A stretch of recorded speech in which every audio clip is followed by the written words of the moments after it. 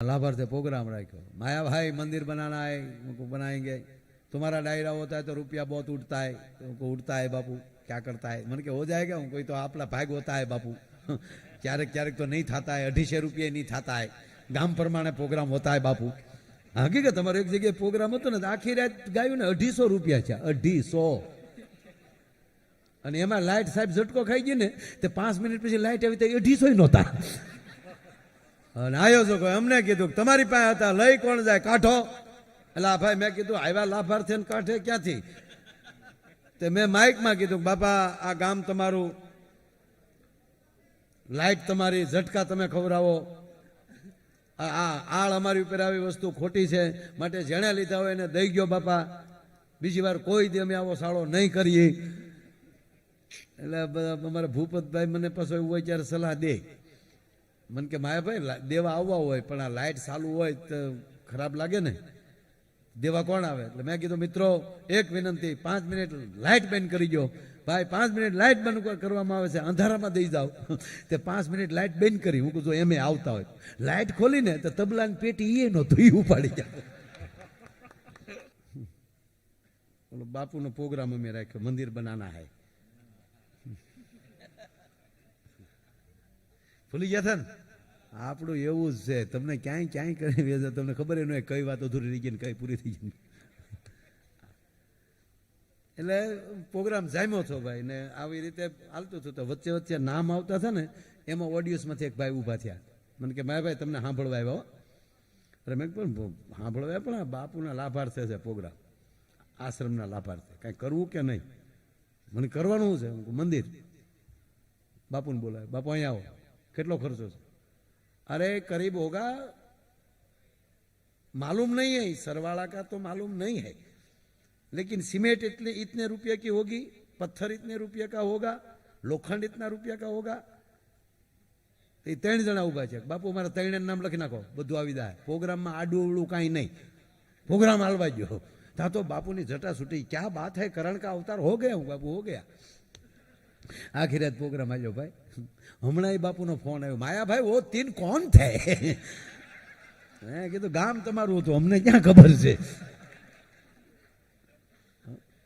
એટલે ક્યાંક ક્યાંક એવું થાય। પણ એક વાત હું કરું, બહેનોની હાજરી છે, આમ તો બહેનો છે ને, બહેનોમાં ભાઈઓમાં આપણા ફરક કેટલો ખબર? આપણે જલ્દી મિત્ર નો બનાવી, આપણે એરપોર્ટમાં કે એમાં ભેગા થયા હોય તો હામાં ખાલી કતરાતા હોય, બેનો કહરી કહરીને પાસે આવશે, તમે ક્યાં રહ્યો હતા? કે અમે અમદાવાદ બાપુનગરમાં, અથવા તો જે કાંઈ એરિયો હોય એમ, અમે ત્યાં રહી, તા કેમ અમે ત્યાં રહી? તો કે આપણે બેનું છે, તા કેમ? તક મેં ન્યાલી આ બેગ ન્યાલી લીધી હતી મેં, બોલો સૂટકેસ એટલી સંબંધ ચાલુ કરે। એ કે બેન તમે કયો શેમ્પુ ને કયો સાબુ વાપરો? તા કેમ? તક તમારો અવડો મોટો અંબોડો જોઈએ ને એટલે કહું, તક અંબોડો મોટો નથી, તાર ભાઈનું ટિફિન મેં બાંધેલું છે। અને જો તમે એટલે બહેનો તાત્કાલિક બેનપણી કરશે અને તરત તમે ભેગા થઈને વાતું કરશે, અને બહેનો ભેગા થાય એટલે એક વાત તો કરે કરે ને કરે। એ કઈ વાત છે? આમ બેહી જાય પડકે, એ તો હું આવીને પછી તાર ભાઈને બધું હારું થયું કીધા વગેરે ન રહે, બોલો, એ તો હું આવીને પછી બધું જમાવટ થઈ અને વાતે હાશી। પણ એક વાત એ નક્કી છે કે તમે ભલે ગમે એવડા આપણે બનીએ, ટાઈમે આપણે ઘરે હોઈએ ન હોઈએ, પણ ઘરનું વાતાવરણ પવિત્ર કોઈ રાખતું હોય તો આપણી દેશની માં પવિત્ર રાખે છે વાતાવરણ। આ નરું સત્ય છે। જેટલી જ જવાબદારી પુરુષની છે એની કરતા અનેક ઘણી જવાબદારી આ માં લઈને બેઠી છે। પણ વાત મારે એક જ ઝીણી કરવી છે, જો સમય કેમ વયો જાય ખબર નથી, પહેલો રાઉન્ડ ભલે વાત કરતો કરતો પણ 1 કલાક ને 10 મિનિટ બોલ્યો પહેલા ફટતીને એટલું, બેન પણ 1 કલાક સરસ બોલ્યા, બેને 12 વાગ્યે મને હોપ્યું, બેનને 11 વાગ્યે, ઓલી હું 1.5 કલાક બોલ્યો પહેલો, માફ કરજો, બેનને મેં 11 વાગ્યે, બેને 1 કલાક સરસ ગાયું, પછી મેં 12 વાગ્યે લીધું, બોલો ઘડિયાળમાં જોવો ત્યારે ખબર પડે કે આ 1.5 કલાક 6 મિનિટ પછી થાય. બરોબર, સમય સારી રીતે સમય જતા વાર જ ન લાગે. એટલે વચ્ચે કા મને વાત બહુ ગમે છે કે માં ઉમિયા હોય, માં બહુચર હોય, એ આપણો ભાર કઈ રીતે રાખી શકે? જે કુળમાં ઉમા પૂજાય છે એની એક દંત કથા પણ છે. ઉમાને માનનારો કોઈ દી દુઃખી ન હોય, બહુચરને માનનારો, શક્તિને માનનારો કોઈ દી દુઃખી ન હોય. પણ ઉમાનો અઢળક ભાવ છે ને, કઈ રીતે? એની એક દંત કથા છે સાહેબ, કે ભગવાન શિવ અને પાર્વતી આ ધરતી ઉપરથી નીકળ્યા અને બરોબર બાજરો પાક ઉપર હતો અને પાર્વતીજીને મન થયું તાજો નવો બાજ એમના ડુંડા એમના હિલોળા લેતા હતા. એટલે માં ભગવતીએ એક ડુંડું તોડ્યું અને એના દાણા કાઢી અને માએ ખાધા. અને ભગવાન શિવ એમ કહે છે કે દેવી, આ બાજરો તમે વાવ્યો છો કે ના? તમે એનું જતન કર્યું હતું કાંઈ કે ના? આ બહેનોને ગમશે આ વાત, આ બધાને ગમશે કે ના?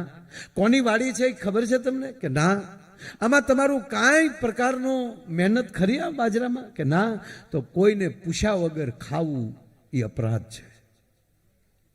તમે ભૂલ કરી છે. માં પાર્વતીનું બીજું નામ ભગવાન શિવ છે. એને ઉમા તરીકે સંબોધન કરતા હતા. ભગવાન શિવ જ્યારે જ્યારે પાર્વતીને વાત કરે છે ત્યારે ઉમા જ બોલે છે. માં પાર્વતી ભગવાન શિવને પૂછે કે પ્રભુ તો શું કરાય? અને ત્યારે એ ઉમા તરીકે, ઉમા કહું મેં અનુભવ અપના, સત હરિ ભજન જગત સબ સપના.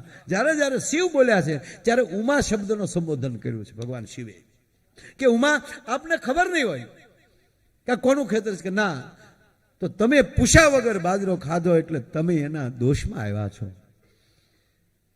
અને હવે 1 વર્ષ એનું કામ કરો ને, જેવડા મોટા માણા એવડી મોટી ભૂલ.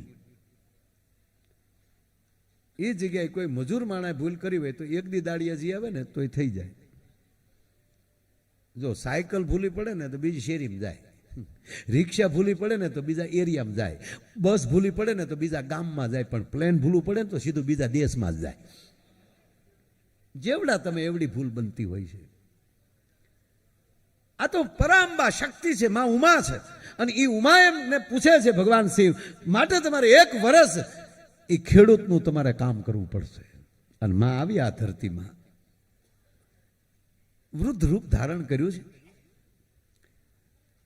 એ ખેડૂના ઘરે જાય, એ પણ પાટીદાર માણસ. મારી પધારો કે ભાઈ પધારો, પણ બાપા એક મારે કામ છે તમારું. શું? મારે તમારી ભેગું કામમાં રહેવું છે.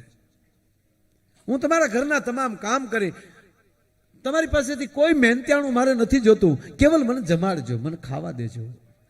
વાણી માલી મધ જરે છે તો ઉમા. રૂપ બીજું છે, સ્વરૂપ બીજું છે, પણ છે તો ઉમા ને.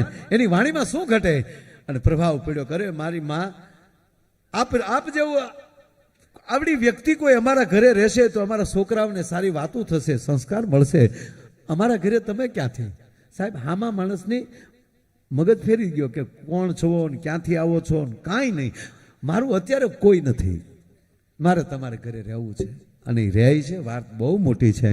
અને રોજ એની માં ભવાની બધું કામ કરે છે. ઉમા ક્યારેક તો એવું થાય કે આપણા ખેતીનું કામ કરવા ગયા હોય તો ત્યાં બધું કમ્પ્લીટ થઈ ગયેલું હોય તો એને એવું થાય કે કદાચ આપણા પાડોશી આ કામ કરી ગયા છે. એક બાજુ બધું કામ થતું જાય, એક બાજુ દેખાવા દેવું નહીં. અને એમાં ઘટના એક વાત હાલતી હોય ત્યારે પ્લીઝ ના આવતા તમે.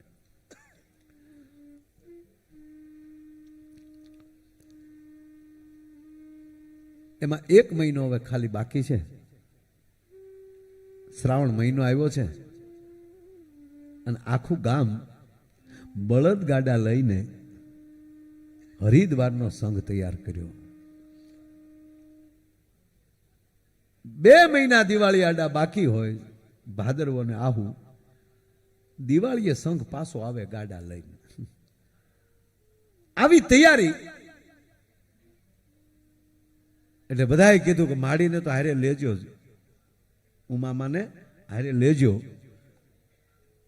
જો માં સંઘમાં જાય તો એને દિવાળીએ તો છૂટું થવું હતું, 2 જ મહિના બાકી હતા અને તો એ કામ કરવાનું રહી જાય. ત્યારે આખા ગામને પગે લાગીને કીધું કે બાપા તમે આખું ગામ જાઓ અને અહીંયા જે કોઈ બાકી રહી ગયું એને બધાનું ધ્યાન હું રાખી અને આખા ગામનું કામ હું કરી દે, ચિંતા ન કરતા તમે જાઓ.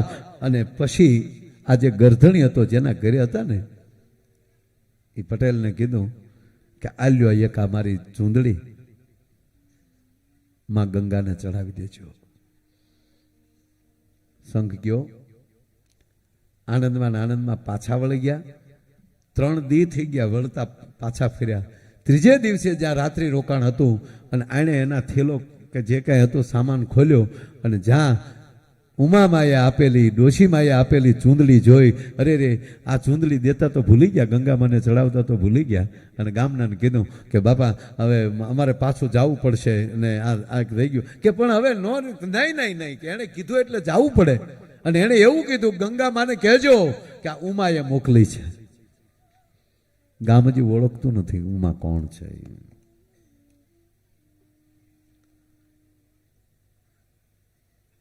તમે તમારા ગાડા ધીરે ધીરે હાંક્યા જાઓ, અમે અમારી રીતે વયાવશું પણ પાછું તો જવું પડશે.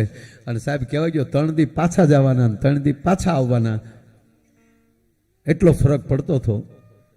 એટલે ઓલા લોકો કે અમારે 3 દી કેમ બેઠું રહેવું, અમે ધીરે ધીરે હાલતા તક તમે હાલતા જજો. ઘટના એવી બની, આવડા હરિદ્વાર ગયા પણ આયલી કે બળગ્યો ઊભો થાય તો ગાડા જોડે ને. 3 દી બધા અહીંયા કીર્તન ગાયા, 6 દિવસ ઓલા 3 દી આવ્યા ને 3 દી ગયા. પણ આ ખેડૂએ અહીંયા જઈ અને કહેવા ગયો કે આમ જ હાથમાં ચૂંદડી લઈ અને કીધું હે માં ગંગા આ ચૂંદડી અમારી ઉમા માડીએ મોકલી છે. અને એણે કીધું ગંગામાને કહેજો કે ઉમાએ મોકલી. અને સાહેબ હેમના હાથ બારા નીકળ્યા ગંગાના હાથો ચૂંદડી લીધી પણ પતિ પત્ની ઓળખોળ થઈ ગયા કે આહા આપણી ઘરે જે રહે છે એનું નામ લીધું અને ત્યાં ગંગા પ્રગટ થયા. એ હાથો હાથ ઓઢણી આપી અને ગંગા માલી અવાજ આવ્યો કે ઉમાને કહેજો, એ માને કહેજો મેં તમારી સુંદડી સ્વીકારી છે. પાછા આવે છે. 6 દિવસ થઈ ગયા. ઓલા લોકો ત્યાં ઉભેલા. જેવું આનું ગાડું આવ્યું તો હડુપદીન બળદ ઊભા થયા. એટલે બીજો ચમત્કાર દેખાણો કે આપણે ગામમાં છે ઉમામાં છે કોણ, આ જેદુના આપણા ગામમાં આવ્યા ને તો વરદીથી હિલોળા લે છે અને કાંઈ ઘટતું નથી. અને ત્યારે ઓલાની આંખમાં આહુડ આવીને એટલું કીધું કે ગામ તમે માનો કે ન માનો મને ખબર નહીં, પણ મેં અહીંયા જઈને એટલું કીધું ને તો ગંગાના હેમની કણિયા જેવા હાથ બારા આવ્યા માં ગંગાના. અને ગંગામાએ હાથ હાથ ઓઢણી લીધી. અને પછી તો ઈ માં કોણ છે, ઈ માં કોણ છે કરતા કરતા જાય પોગવું. અને સાહેબ કહેવા ગયો કે બરોબર દિવાળી આડો એમ કહેવાય કે 1 દી રહી ગયેલો, ગાડા દોડવેલા થોડાક વધારે. અને કારણ કે 6 દી કાપવાના હતા વધારના. અને અહીંયા દિવાળીને આગલે દી પોગવું. માં રાહ જોઈને ઊભી છે કે ક્યારે આવે ને હું પછી કૈલાસ ભેગી થાઉં. અને 90% તો ગામ ઓળખી. પણ ગામમાં આવ્યા ને તો આ માળીએ ગામ એવું હણગારી નાખેલું ને તો બધું ભેગું થઈ ગયું કે આમાં કાંઈક છે. અને તેથી ગામ પગમાં પડ્યું કે માં એ તો કે ઓલો ખેડૂએ પગ પકડ્યા, માં તું 1 વર્ષથી મારા ઘરે કામ કરે, હવે ન કે તો મારા દીકરાના શોખન. અને ત્યારે કહે છે માં હું પોતે છું. અને મૂળ સ્વરૂપમાં ભગવતી પ્રગટ થયા કે હું તમારી માં ઉમા છું, મહાદેવની અર્ધાંગના છું. પણ મેં તમારું એક બાજરાનું ડુંડું ખાધું અને એ તમારું કામ કરવા આવી છું. અને તેથી કીધું માં 1 વર્ષ રહ્યા છો અને હવે તમારા સોરુને તમે મૂકીને વયા જાઓ. અને તેથી માં ઉમા વચને બંધાણા થા કે દીકરાઓ જરૂર પડે અને મને સંભાળીને બેસજો, તમારી કુળની દેવીથી ન બેહું તો હું ઉમા નહીં ભલા માણા.